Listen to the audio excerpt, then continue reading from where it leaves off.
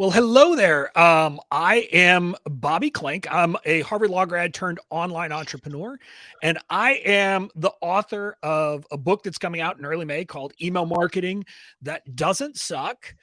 And the worst piece of advice I ever got, generally, but especially about email, is to tone down my weekly emails and save the good stuff for my sales and promo emails.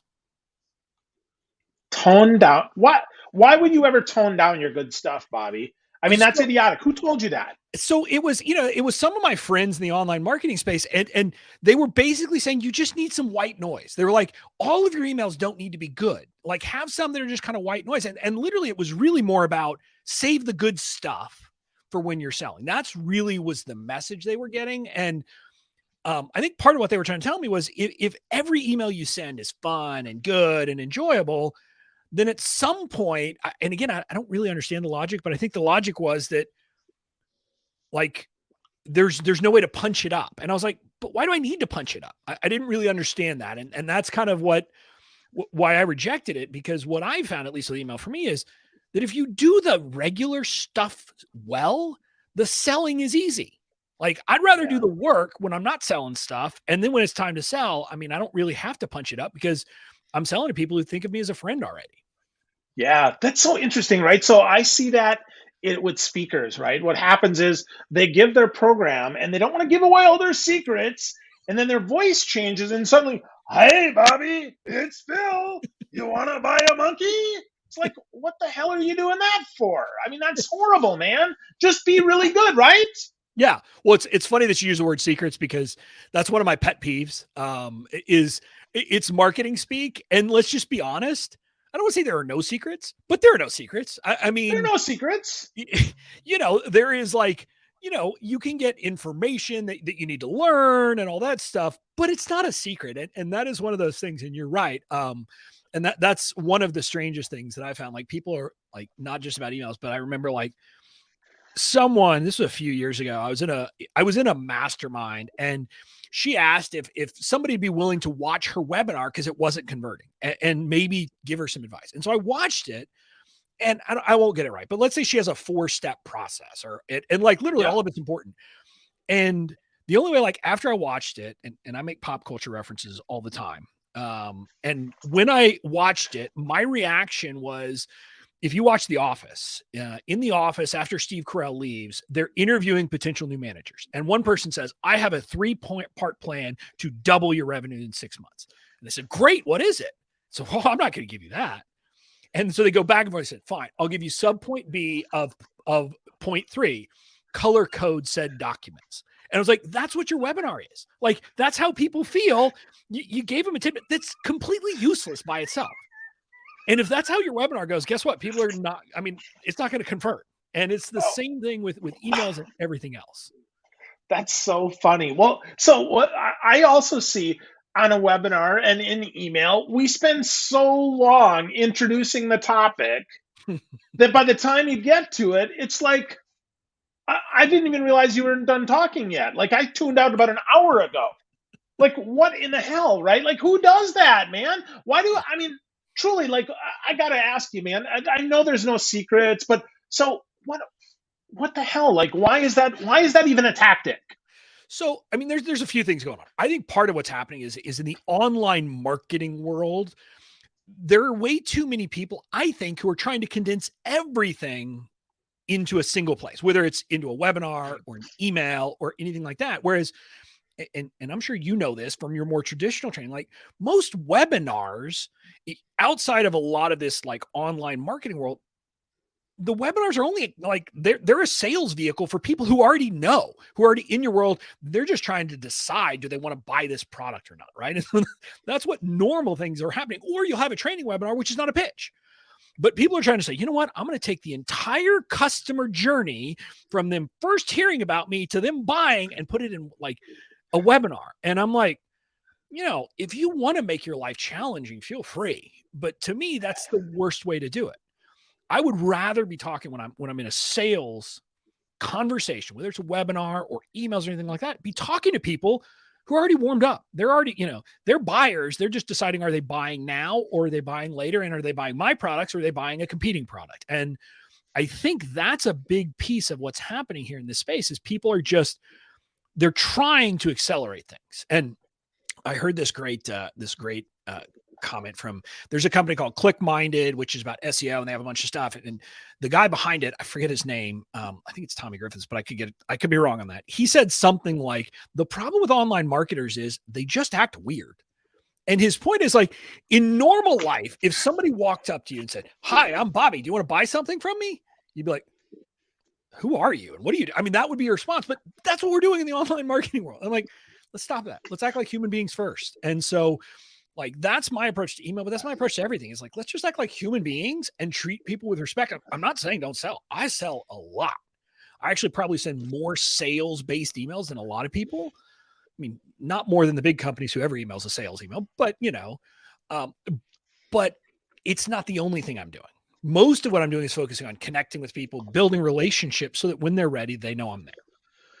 Yeah, that's so interesting to do. And so because my brain is like churning here, thinking about all the crappy emails I get that are thinly disguised as a sales pitch, that aren't any good, that are like, okay, so here's 3/4 of a story. And by the way, if you buy my monkey for just $19.99, you can learn if the monkey lives or the monkey dies. And if not, you're going to make me cry.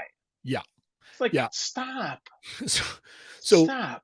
I love that story, but another one that I have to tell is, I'll never forget, there's a big company that has training for digital marketing. And so I signed up, and I've forgotten what it was. There was one thing where you could have all their training for some membership or whatever. And I did that. And so I go into the email marketing course, and the guy who's teaching it, I think it was in the first lesson or whatever, when he's talking about his credentials and why you should listen to him. Part of what he says is, I know all of the ways to, all the tricks to get people to open your emails. I'm like, why do we want to trick our readers? I mean, again, I play tricks on my readers, but I don't ever want to trick them. Like, if you don't want to read my email, don't read my email. If you don't want to open this, I'm not going to try to trick you. And the biggest thing, and I hope you don't do this, but the biggest offender of this is people who literally like will write RE : as their subject line on an email. And I'm like, no, you know what that is? That's lying. You're suggesting to people that you are responding to an email they sent you, which they did not send you. And so I'm like, you can do that, but if you trick people once or twice, again, I'm now at a point, if I get an email like that from a company, I unsubscribe immediately. It's just, I can't trust you. You're going to try to trick me. I'm done. But it's this, what are we doing? Why are we doing it this way?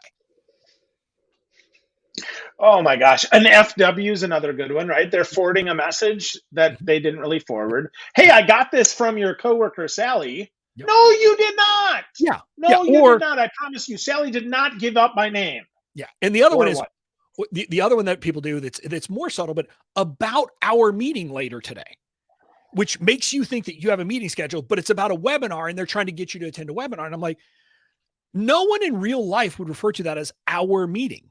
Right? Because our meeting implies that you and I have had a conversation and have set up a meeting.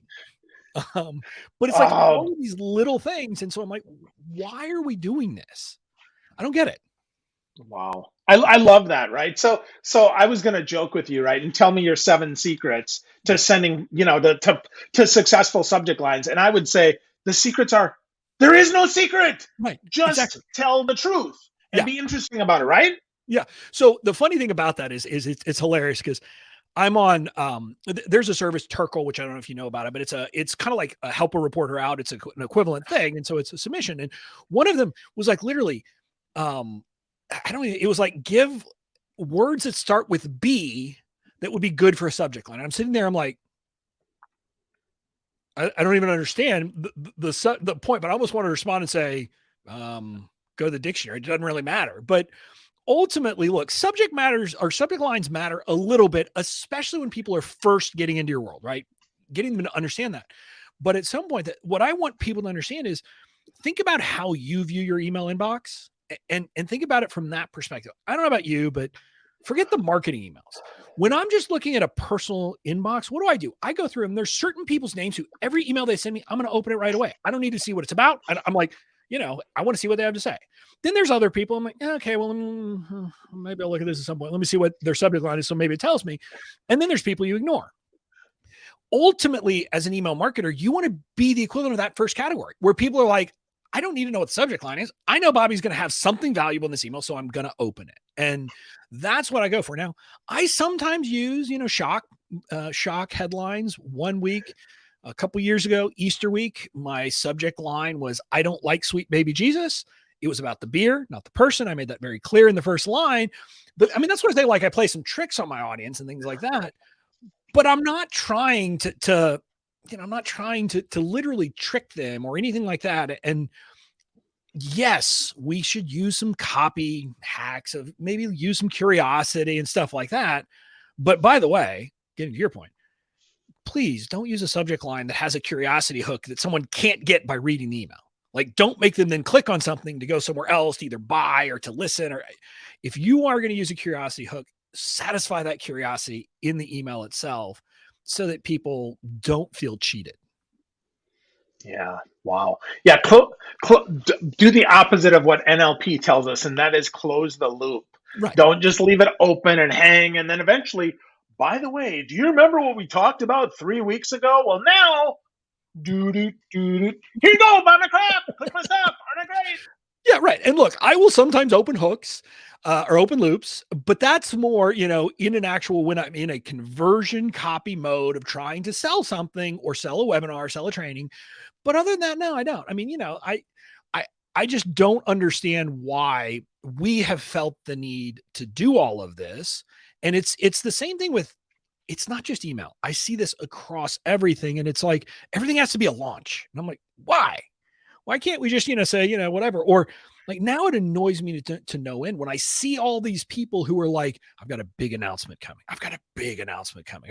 And like for 3 weeks, they've got a big announcement. And then when you hear it, you're like, that's not really a big announcement. What? But clearly the announcement itself was not cool enough. So you had to like try to build suspense for three weeks or whatever. And I don't want to say never use those things, but think about how you would like to be treated on the other side. And maybe let's, I don't know, act that way and treat the people in our audience that way too.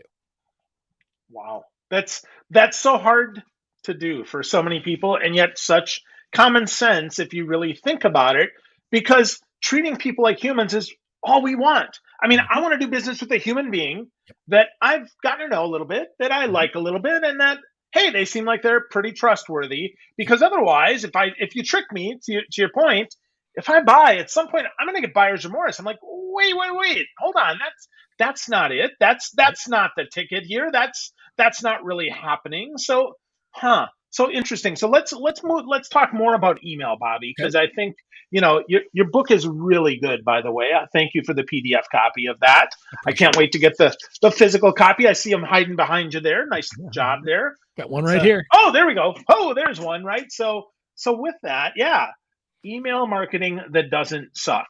Okay, so you start the book with, you probably bought this book because your email marketing sucks. Yeah. I love that, right? And I think that's true. And I say that because to me, like, sucks means I have room for improvement. But why did your editor say, or your publisher say, like, Bobby, you shouldn't probably do that? So again, it's, and just as you can probably imagine, my editor was, sometimes a figment of my imagination as I was writing the book originally. But look, most people aren't going to be as direct and as like, let's call a spade a spade. But that's how I approach things. And I wasn't going to dance around it. I wasn't going to do it. But the reason I wasn't going to dance around it is I have seen very few people who are good at email marketing. And I don't blame them by any stretch of the imagination. I blame the people who taught them email marketing. And I chalk this up. In the book, I say this, that the big problem is there's two kinds of people who teach email marketing. One are conversion copywriters who are used to basically writing conversion copy for other people, which means in their mindset, everything is I'm selling something. And the other people are funnel strategists who always want to tweak a funnel and do this. So again, it's always about selling. And so that is fundamentally one of the big problems with email, is that people are always trying to sell. The other fundamental problem with email is that it's boring, and people think of it as boring. And I'm trying to get people to say it doesn't have to be. And at the same time, though, I also recognize that I think a lot of people, so there was kind of like a double meaning in email marketing that doesn't suck. Part of it is I know that for a lot of people, it sucks to write the email. Like they're just like, ugh. And for them, writing even a weekly email, they are sitting there cursing as they see that cursor blinking because like, what am I supposed to write? I don't know. And they put a lot of pressure on themselves or think it has to be perfect. And what I wanted to do is make it so that it doesn't have to feel that way. It can feel light, easy. You can have fun or at least not hate writing the writing process. And then your audience can enjoy getting your emails. And I see this, like there's so many things going on with email where people will like, they don't email their list or they hardly ever email their list. And then they'll just hire a copywriter and spend, I don't know, $10,000 to get emails written for a promotion. And I'm like, you could do that. It's probably not going to work, but you could. I mean, it'll work some, or you could just write emails and build connection over time. And then guess what? You can write some kind of crappy sales emails and they'll actually convert better because you'll be talking to people who already know you, who already like you, who are ready to buy as long as you have the right thing for them. And so that's kind of what I was trying to get at. And my editor in my mind wanted to say that. And, my actual editor, I had to put something, I think, in the acknowledgments to say, I hope everybody realized she's not actually a party pooper. She was not as bad because if you read the book, there's a lot of times where I use my editor as kind of the straight man to my zany antics. That's funny. I love that. And I love that she's not that harsh, but it's fun though to read that. And with that, right, one of your pieces of advice here, write like you're writing to a friend, is, I mean, honestly, I write every email as though I'm writing to one person, right? It's almost like dear mom, except I didn't say dear mom or dear Bobby, right? But I might include your name, right? But I mean, that's the goal. So talking about that, Bobby, what does that really mean? Because that's hard for folks to grok. So I mean, there's a few different pieces to this, and part of what I said is the real what makes email work so well. And let me step back before I answer this question. Part of what I want people to understand is fundamentally you need to understand how the different marketing channels fit into what you're trying to do. And email can really fill two very important roles. One is for sales. There's no questions. It is a sales channel. But the other is a connection and nurturing channel. And so what I'm suggesting to people is that if you think about it from that perspective and you say, okay, how can I make it so that people see me as a friend so that when I go and I have something to sell them, it seems more like a friend recommending something to them and less like a random guy or random girl from the internet trying to sell me something. And if you can position yourself that way, things will work way better. So that's why we're doing it. Now, how you do it means a couple things. Number one, how would you actually talk to a friend? And one of the things I say, one of the chapters is titled the first thing we do, let's kill all the lawyers, which if you don't know is a reference to Shakespeare and in one of his plays.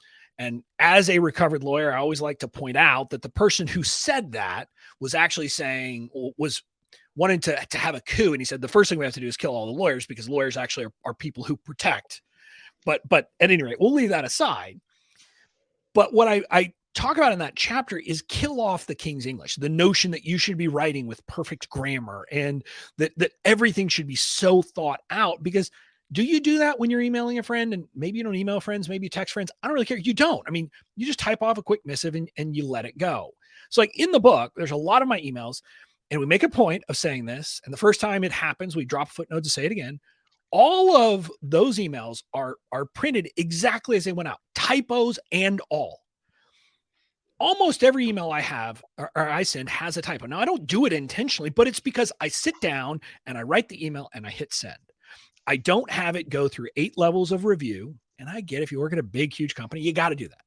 But for me, I don't worry about that. And it's funny because there's this story. I don't think I included this in the book, but there was a time I sent an email and I had like 2 glaring typos, like literally where I left off an ear or something like that. So like it changed the meaning to the exact opposite. One of them was in the subject line and one of them was like in the second paragraph.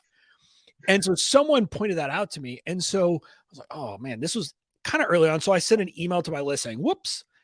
The response I got from people, I had multiple people respond, say, I like that you have typos because that's how I know it's you sending me an email. It's not polished team, something like that. And to be clear, I'm not suggesting that you add typos or anything like that. I'm simply saying you think of it that way. And so it's that approach, but it's also you're not going to be using all of these tricks that we talked about earlier. Now you might play tricks and play pranks on friends, but you're not going to be trying to trick them and use NLP and all that stuff if you are writing to a friend.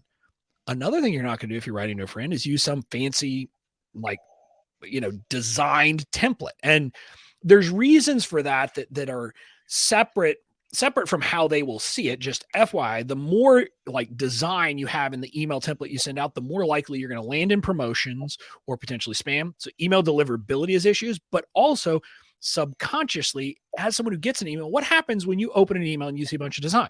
It's a marketing email. And so your brain says, oh, this is marketing.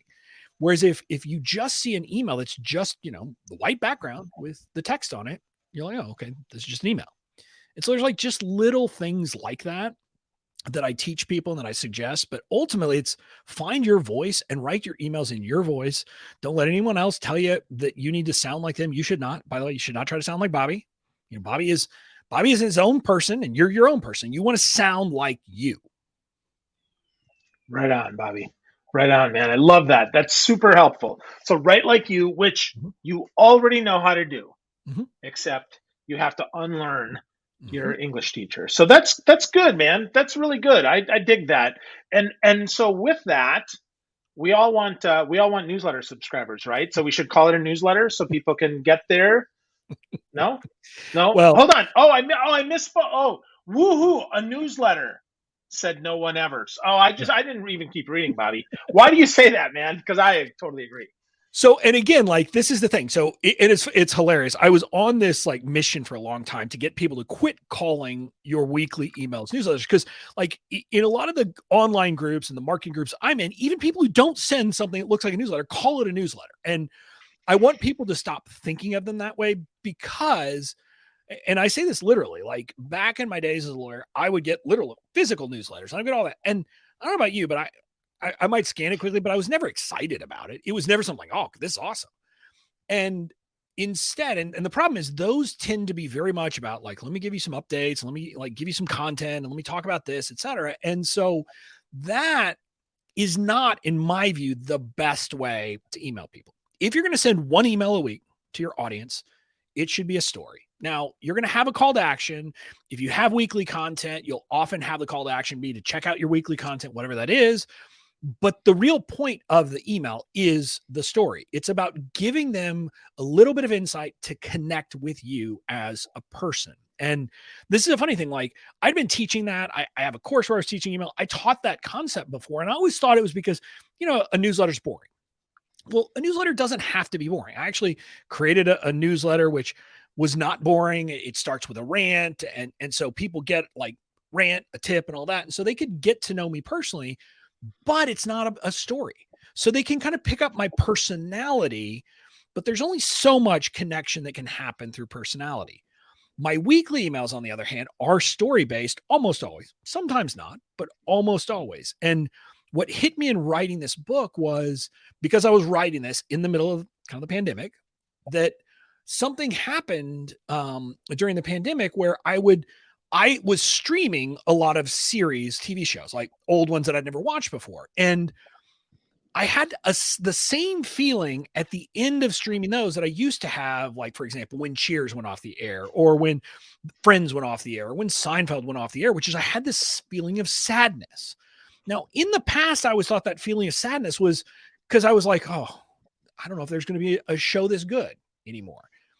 But now in the age of streaming, that's never my concern, right? I mean, we have plenty of entertainment, but I still had that feeling. And I realized that the characters on those TV shows had become kind of like part of my life. And there was sadness of me not having like, okay, what happens now? And what's, going on? Well, when you tell stories in your weekly emails, you kind of become that to your readers. So I like to say that my weekly emails are effectively, the weekly meanderings of a guy who happens to be a marketer. And sometimes they're about what's happening now. Sometimes they're about stuff that happened to me back in high school, but you're always hearing something about me. So people connect with me. And I simply want to suggest that if you take that approach, what happens is people who are naturally going to be your people, who will be the people who, when they work with you once, they'll want to work with you forever. They're going to feel more connected with you if you take that approach when it comes to email. And so let's take that approach. Let's connect with people. People enjoy reading it. And then if you want to add a second email a week, that's a newsletter style, fine. Just don't make it boring. Don't make it boring. Wow. That's tough advice, Bobby. I'm writing that one down because I'd never. I'm full of profound things like that. That's I got it, man. I'm taking lots of notes here. No, this is really good though, because I really think folks forget that the reason they signed up is because they heard of you and they want more of you and they like you and they want to get to know more of you, right? I mean, that's really it. And sometimes it's, to your point about a sales email, it's like, well, hey, I put all this crap together that I know. And maybe you kind of like, hey, you should probably buy it if this is where you are, right? Right. But one of the things I'll tell people is even in my sales emails, people often get a feeling for me. So I started out in the space selling legal templates. That's what I did. And that was the big part of what I offered. And so, and I have a pack, which is like everything. So it's all of my templates now and in the future. And so one of the ways I would start the very first email that I would send when I would do an active promotions about that was talking about why I love Chinese food buffets. And I said, it's not about the volume. It's about having a little bit of everything. But again, it's like just these little things where people get to know, well, Bobby likes Chinese food buffets. And then another thing when I talked about, because people would literally say, why is your stuff so cheap compared to competitors? And they would think it was bad. And I told this story. I was a prosecutor in Fort Worth at one point, and there was, I've forgotten who he was, but he's a famous chef who has been on the cooking channel and all that stuff. And he opened a burger joint in Fort Worth, and I was excited to go. And I went, and you go and you look down, and I basically tell the story of looking down the menu, and I was like, it's a good sign. These burgers are all like, it was like an outside shack, but these burgers are all $11, $12, $13 a piece just for the burger. They must be good. And so we ordered it, and I got it, and it was just kind of And so I make the point that he charged a lot because he could, not because it was any better. And I use that. So again, that's like people get to know me. And what do they learn from the story? Number one, I probably like burgers. They learn I lived in Fort Worth if they didn't know that. They learn that I'm not fancy as a general matter. And so they just kind of pick up on these little tidbits about my life, about the way I do it, even in my sales emails. Like I've had people literally say that sometimes my sales sequences are like a murder mystery. Just because I'm like, let's have a little bit of fun with the thing. And I'm trying to think at some point I did a sales sequence that was entirely meta. The whole thing was me explaining how I was selling to you while I was selling to you. And just because I'm now a marketer. Yeah, I read that. Yeah. Let's have fun with it. That's funny, man. I love that. Yeah, but I mean, meta or insight or stuff about you is super fun, man. And I certainly enjoy your emails. Even though we were talking before, right? It's been 5 or 6 years since we talked. I mean, I feel like I still hear from you pretty darn often, which is a good thing. I enjoy our connection.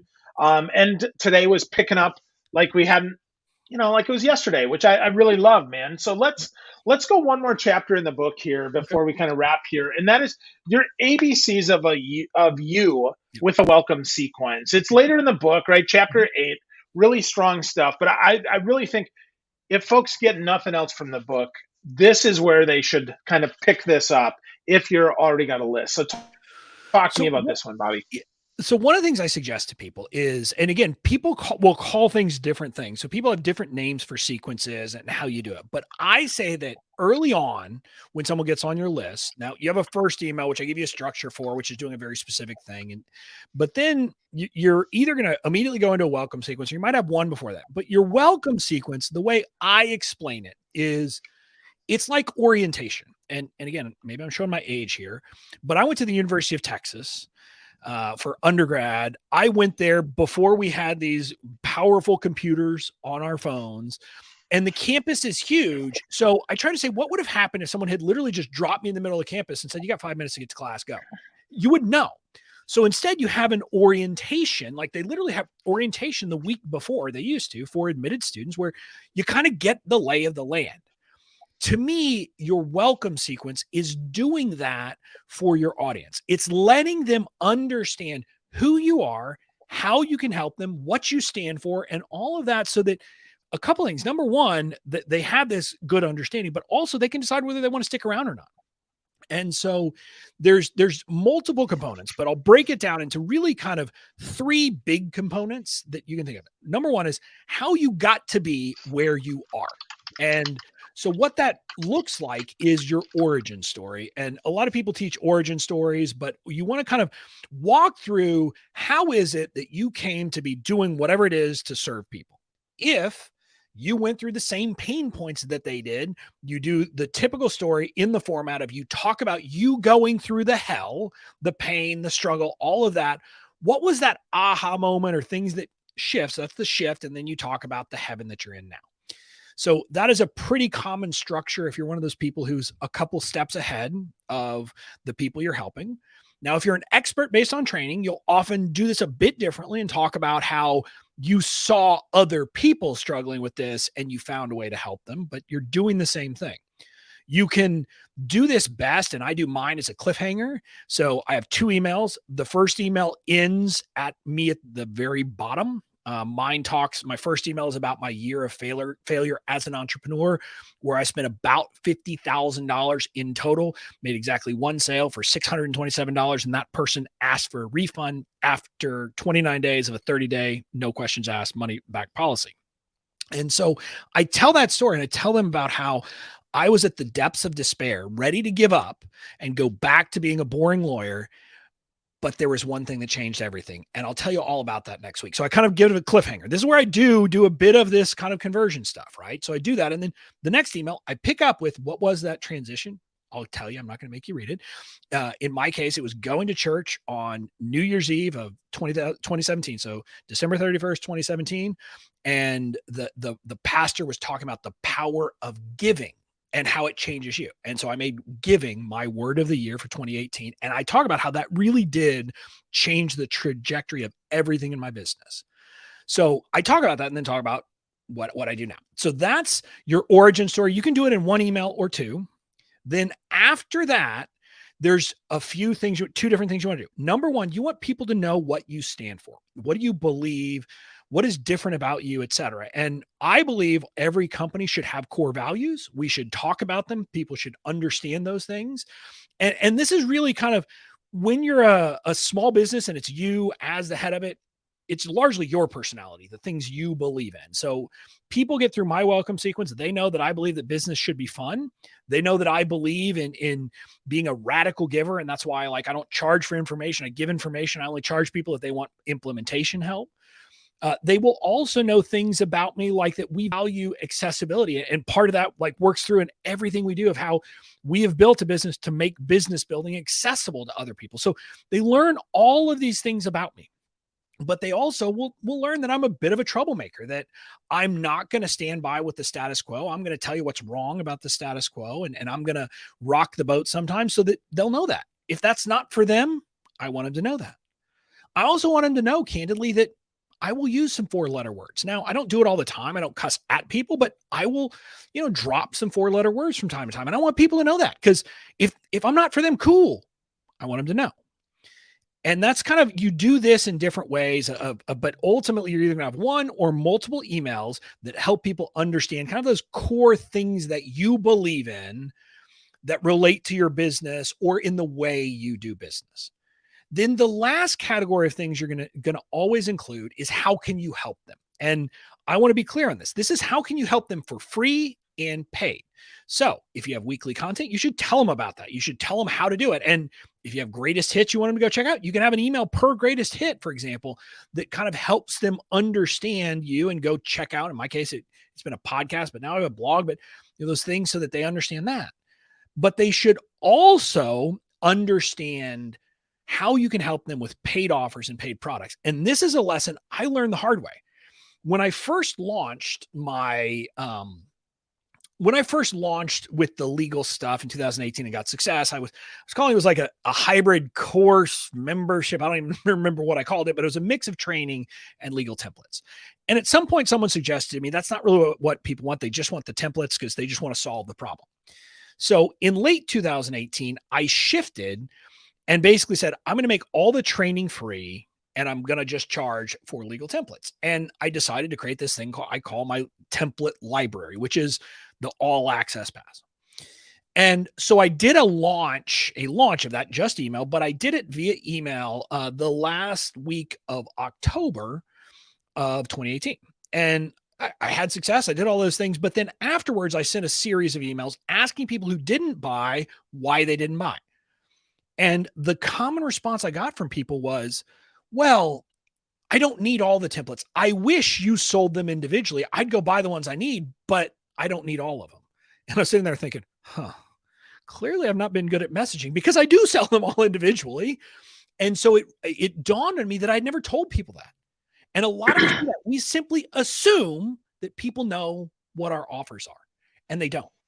And so you want to have, one or more emails that really helps people understand what are the core offers you have that can help them solve their problems so that they then know how to go buy from you. And normally, by the way, that's kind of how you close out the welcome sequence, or you'll have then a bridge when it says, we're done with this. Now you're going to be going into my weekly emails. You'll be getting an email from me every week, blah, blah, blah. But that's the last substantive one will be kind of usually about one or more of your core offers.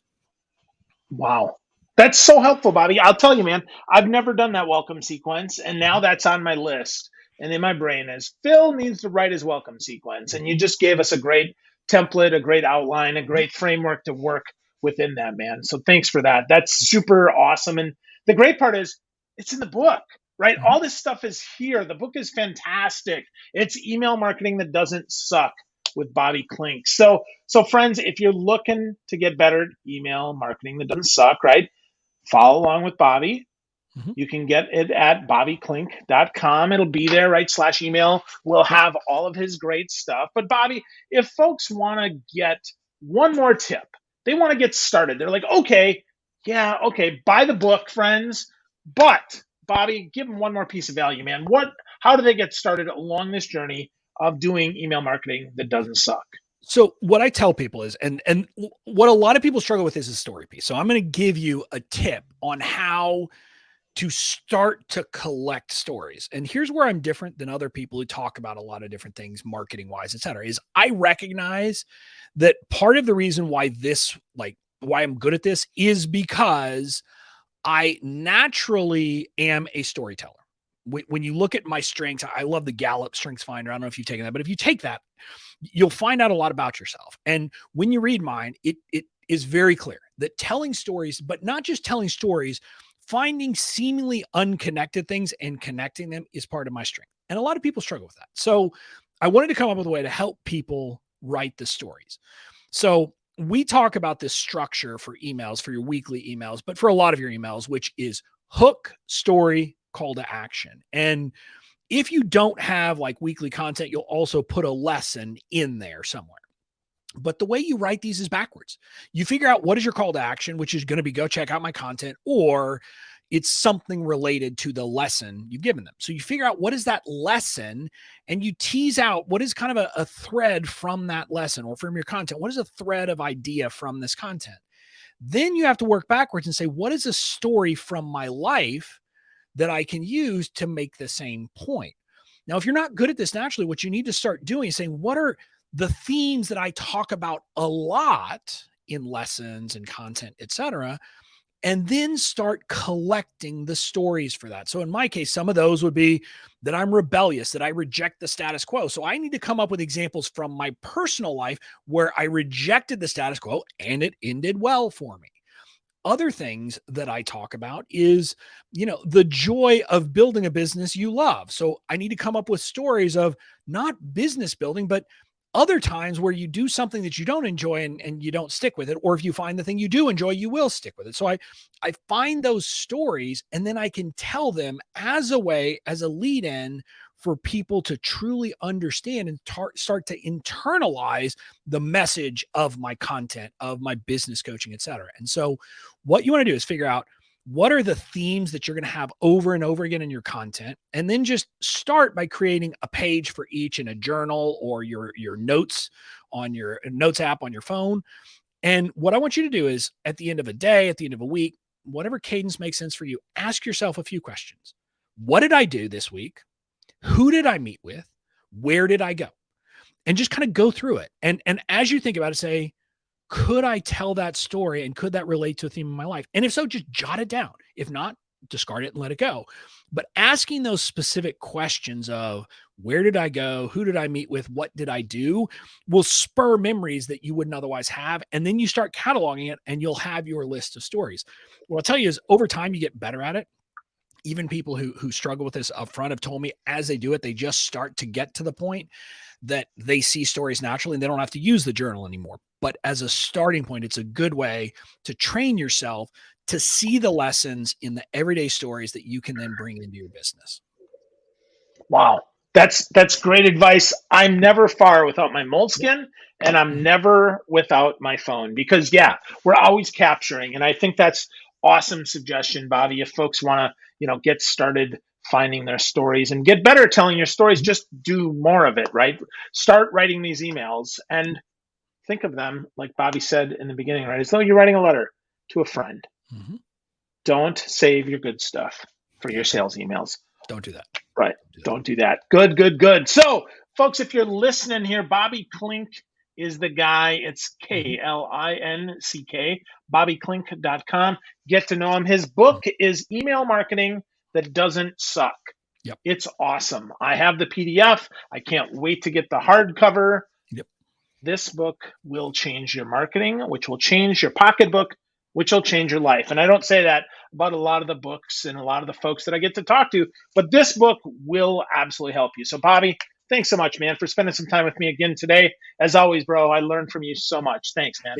Hey, it's been my pleasure. And, I appreciate the kind words about the book. So I definitely appreciate that. And, what I'll just say to people is if you get the book, it's not your typical marketing book where I'm only going to give you a taste and then you got to buy something from me. Now, I can't cover everything, but I give you a taste, but I give you a place where you can go get all the resources for free, like that we're working on now. So you'll be able to get all of it for free. I'm just giving it all away to everybody.